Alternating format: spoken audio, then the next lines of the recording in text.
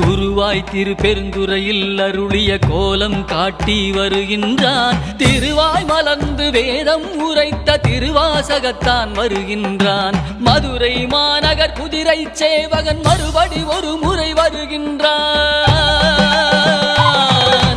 கைலை மேவிய உமையொரு பாகன் அருளை வாரி தருகின்றான்.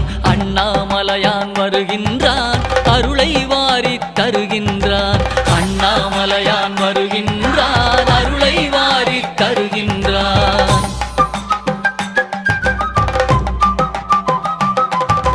பெட்டுக்காசை பட்ட கூலியான் பாதம் பதித்திட வருகின்றான். பாட்டுக்காசை பட்ட தம்பிரான் பார்வதியுடனே வருகின்றான். பக்திக்காசை பட்ட எம்பிரான் பசுபதீஸ்வரன் வருகின்றான்.